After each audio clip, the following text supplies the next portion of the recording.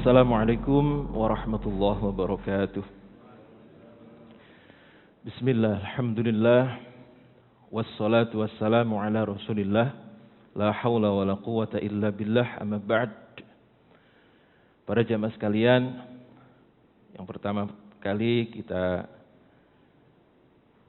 panjatkan rasa syukur kita kepada Allah Subhanahu wa taala atas semua limpahan karunia nikmat-Nya. Salawat serta salam mari kita selalu aturkan kepada Nabi kita Muhammad sallallahu alaihi wasallam. Mudah-mudahan nanti kita termasuk orang yang diberi kehormatan disambut beliau di Telaga Kautsar, mendapatkan minuman dari telaganya, mendapatkan naungan dalam panjinya, mendapatkan syafaat sekaligus masuk surga bersama beliau. Amin ya rabbal alamin. Para jamaah sekalian, saat pasukan muslimin melakukan perjalanan ke Tabuk itu, nanti melewati rumah-rumah batu yang dulu pernah dihuni oleh kaum Samud. Kaumnya sinten, Bu? Kaum Samud niku? Nabi sinten? Nabi Soleh, nggih, Nabi Soleh yang mempunyai mukjizat unta keluar dari batu. Nah, itu kaum Samud. Kaum Samud ini tinggal di rumah-rumah yang rumah itu adalah sebenarnya batu yang dipahat. Bukit batu yang dipahat. Itu luar biasa. Jadi batu, bukit terbuat dari batu dipahat sedemikian rupa menjadi rumah yang megah. Seperti halnya istana. Tempat ini kemudian dikenal sampai sekarang dengan Madain Soleh. Namanya Madain Soleh. Sekitar 425 kilo dari Madinah. Lalu apa pesan Nabi ketika melewati tempat seperti ini? Jadi umatnya Nabi Soleh itu karena membangkang kemudian diazab dengan suara-suara gemuruh dan angin, sehingga mereka habis semuanya, kecuali orang-orang yang ikut Nabi Soleh.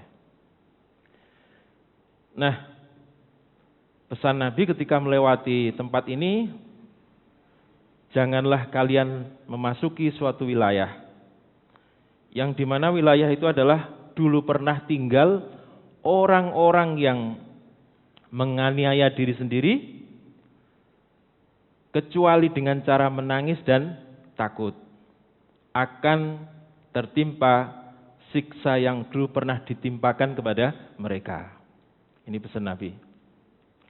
Kemudian Nabi sambil merunduk, sambil menutup wajahnya, kemudian mempercepat untanya. Nah, beliau juga melarang para sahabat atau tentara kaum muslimin ini untuk memanfaatkan barang-barang yang ada di sekitar situ, termasuk air. Jadi tidak boleh mengambil air dari tempat yang begituan. Ini adalah jalan kenabian. Jadi kalau jenengan pernah melewati, kalau dulu di Jawa Tengah itu pernah ada mungkin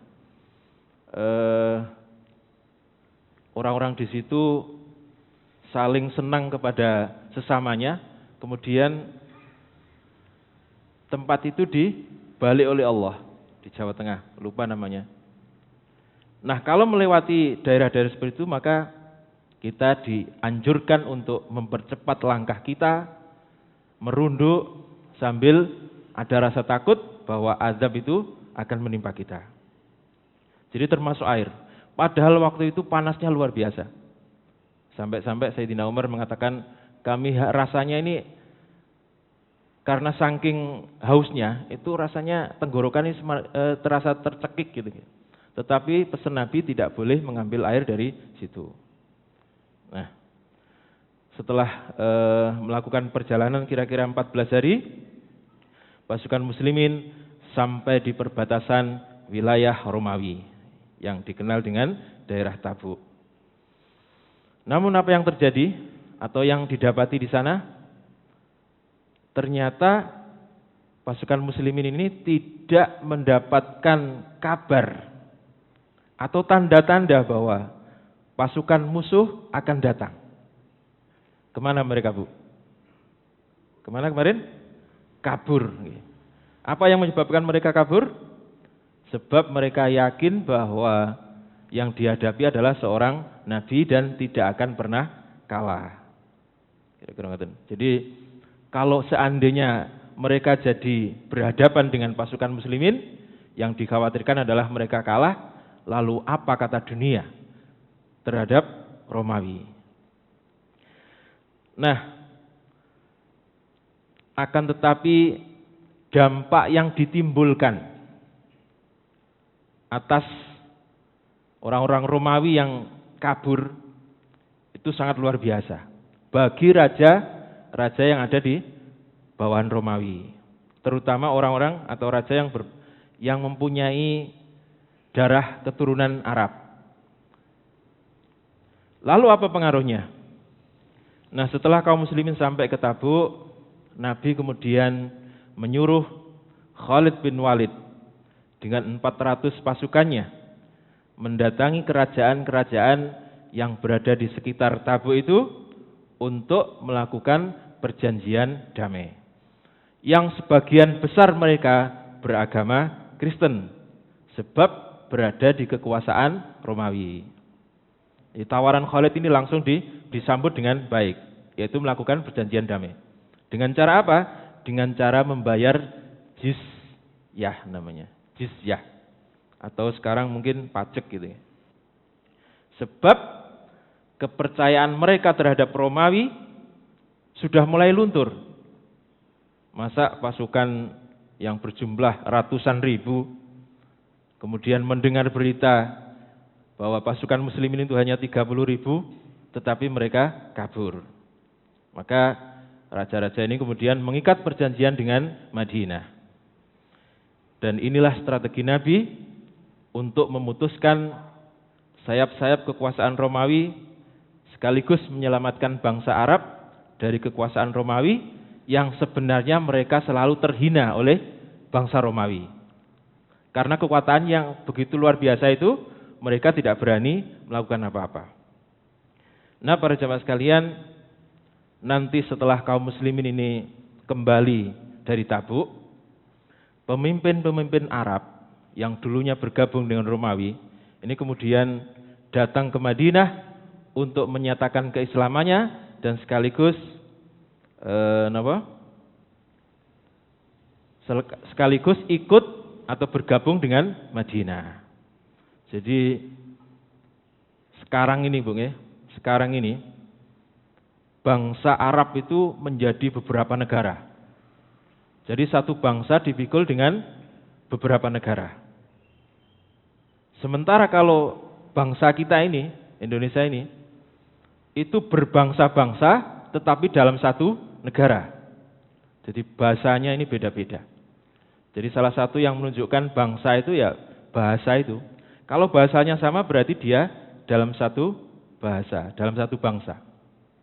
Jadi sekali lagi, Arab sekarang itu satu bangsa tetapi dipikul oleh beberapa negara.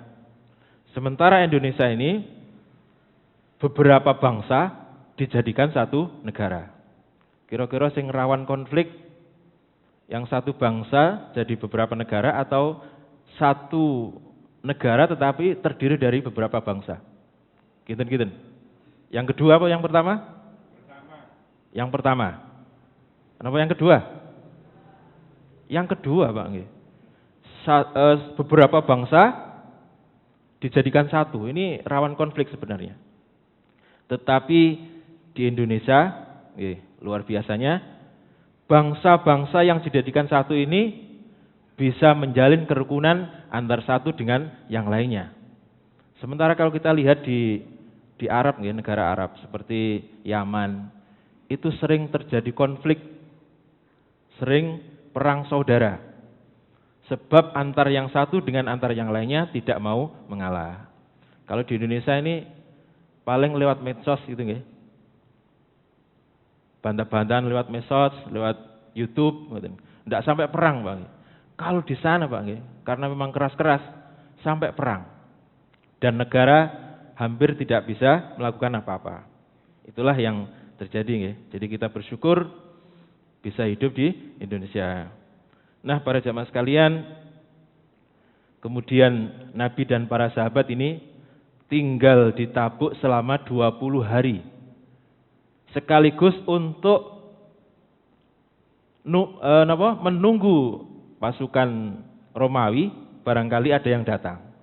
Ternyata dalam 20 hari ini ditunggu, tidak datang. Sebab mereka takut kalah. Nah, di saat di Tabuk itulah Nabi mengatakan, "Man ya'is min ba'di."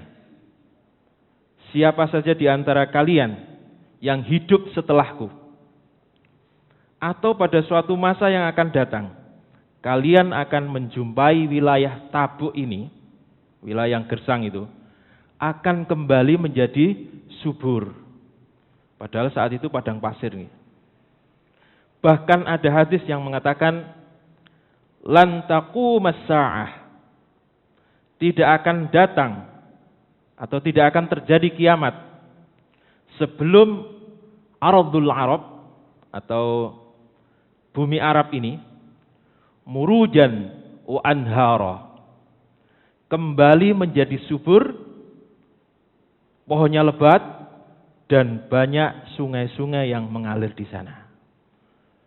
Niki nek dipikir secara logika, kita aneh gak masuk akal nih. Arab yang gersang seperti itu kok menjadi subur, banyak pohon, kemudian banyak sungai. Jadi kata Nabi, tidak akan terjadi kiamat kecuali Arab, khususnya Tabuk itu akan menjadi subur dan banyak sungai. Nah, ini menarik, Bung. Ada kata-kata kembali subur.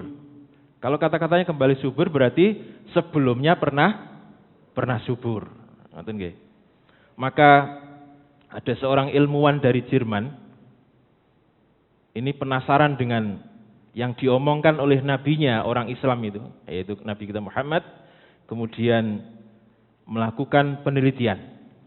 Kalau tidak salah namanya Pietro Adiro namanya, peneliti dari Jerman. Jadi berangkat dari ketidakpercayaan itu kemudian ia melakukan penelitian. Apa benar yang disampaikan oleh nabinya orang Islam itu? Kemudian Pietro Adiro ini dengan alat yang canggih menggali pasir itu, maka apa yang didapatkan? Dia menemukan fosil, apa fosil ini, Bu? Fosil itu sisa-sisa zaman dulu yang sudah membatu, namanya fosil. Dia menemukan fosil kura-kura. Nah, kura-kura ini hidupnya di mana, Bu? Di air apa di darat? Di air. Minimal ada tempat yang di situ ada airnya. Atau rawa-rawa gitu ya. Luar biasa nih. Berarti dulu pernah subur. Yang kedua, yang lebih mengejutkan lagi adalah dia menemukan fosil ikan. Yang setelah diteliti, fosil ikan ini hidup di air yang dalam. Berarti dulu pernah ada di situ ya sebuah perairan yang dalam. Kemudian ditemukan juga ada fosil kera. Nah, kera ini berarti kan hidup di tempat yang banyak pohon. Banyak pohon. Dan selain kera juga ditemukan gajah. Fosil gajah. Berarti dulu pernah ada di tempat itu sebuah hutan yang semak-semaknya menjulang tinggi. Sehingga di situ ada kera, ada gajah.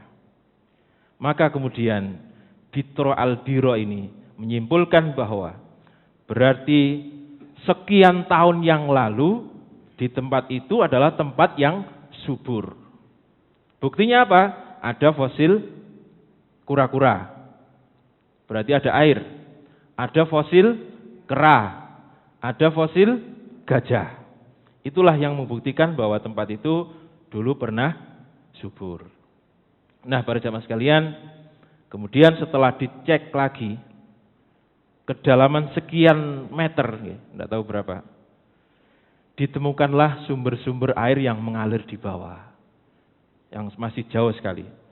Dan menurut ilmuwan, bahwa air itu akan terangkat ke atas, atau akan terangsang naik ke atas, apabila di tempat itu terjadi hujan es atau salju. Nah, luar biasanya para jemaah sekalian, di bulan Januari tahun 2020, itu wilayah Arab pernah terjadi hujan salju yang tebalnya kira-kira 1 sentian. Itu merata. Dan mungkin inilah yang nanti akan menarik atau merangsang air untuk naik ke atas. Maka yang perlu kita ketahui adalah Tabuk itu sekarang ini mirip dengan Eropa, Bu. Tabuk sekarang itu satu-satunya wilayah Arab yang sering diselimuti salju, sehingga Tabuk ini sekarang menjadi destinasi favorit untuk rekreasi. Jadi satu-satunya wilayah Arab yang sering diselimuti oleh salju adalah Tabuk ini. Nah, para jamaah sekalian, sekali lagi setelah menunggu 20 hari, tidak ada kabar, tidak ada tanda-tanda perlawanan, akhirnya Nabi kemudian memutuskan untuk kembali ke Madinah.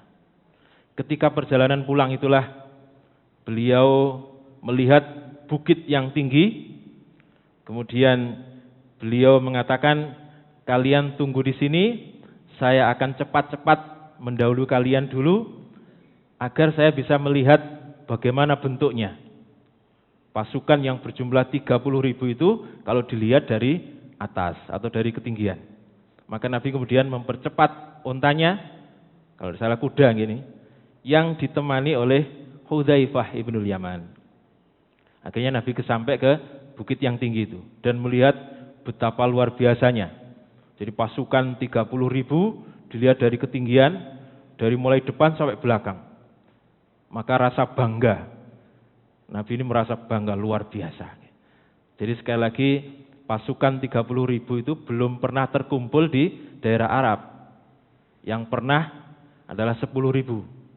Sehingga Nabi kemudian merasa bangga atas pasukannya yang berjumlah 30.000 tersebut. Nah, para jamaah sekalian, yang perlu kita ketahui juga bahwa ternyata di antara 30.000 pasukan ini, itu terdapat orang-orang munafik yang ikut perang.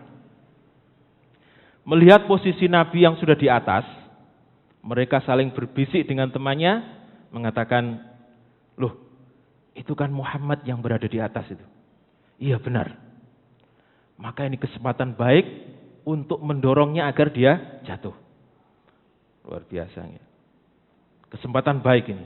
Kemudian ada 14 orang yang menggunakan cadar supaya nggak diketahui, menggunakan penutup wajah. Ini kudanya dipacu dengan cepat-cepat untuk menyusul Nabi, ke atas bukit. Nah, melihat ada 14 orang yang berkuda menyusul Nabi, Nabi ini langsung menampakkan raut muka yang tidak senang atau benci gitu ya. Sementara Hudzaifah ibnul Yaman yang berada di sampingnya melihat itu kemudian langsung turun dengan tidak membawa senjata, hanya pisau kecil itu. Dan dianggapnya bahwa Nabi tidak senang itu, lalu mereka ini disuruh bareng-bareng temannya kok ikut nyusul. Itu anggapan Hudzaifah ibnul Yaman. Maka Hudzaifah ibnul Yaman ini turun, berlari, dan mengatakan, turun kalian, ayo turun kalian. Ternyata 14 orang ini kemudian menghunus pedang. Loh, lah kok pedang yang diunus? Maka kemudian Hudzaifah ibnul Yaman ini segera ingin mencabut pisaunya, ya, pisau kecil itu, dengan mengatakan, ayo turun kalian, awas kalau enggak turun, kalian berhadapan dengan saya. Ternyata 14 orang ini keder dan kembali turun menuju ke pasukan yang berjumlah 30.000 orang itu. Ya, luar biasa. Jadi 14 orang takut dengan 1 orang. Inilah kekuatan daripada orang yang beriman. Nah, para jamaah sekalian, kemudian Hudzaifah bin Yaman ini menghampiri Nabi dan mengatakan, "Ya Rasulullah, maaf ya, ternyata ada di antara kita ini yang tidak mau menuruti perintahmu. Mereka tidak mau mengikuti perintahmu." Kata Nabi, "Hudzaifah, kamu tahu siapa mereka?" "Enggak ya Rasulullah. Mereka adalah orang-orang munafik dan mereka ingin membunuhku," kata Nabi. Luar biasa nih. Jadi mereka adalah orang munafik yang ikut perang, kemudian melihat kesempatan bahwa Nabi berada di atas bukit, kemudian ingin membunuhnya. "Kamu tahu siapa mereka, wahai Hudzaifah?" "Tidak tahu ya Rasulullah. Mereka menggunakan penutup kepala atau cadar." "Maka aku akan sebutkan satu persatu mereka. Aku akan sebutkan satu persatu nama mereka. Tetapi ingat wahai Hudzaifah, kamu harus merahasiakan nama-nama itu. Karena mereka tinggal di Madinah. Suatu saat, kalau mereka mati dan belum bertobat, maka jangan engkau ikut menyolatinya." Itu pesan Nabi kepada Hudzaifah. Lalu siapa saja mereka akan kita bahas pada pertemuan yang akan datang. Demikian, kurang lebihnya mohon maaf, mudah-mudahan manfaat. Wassalamualaikum warahmatullahi wabarakatuh.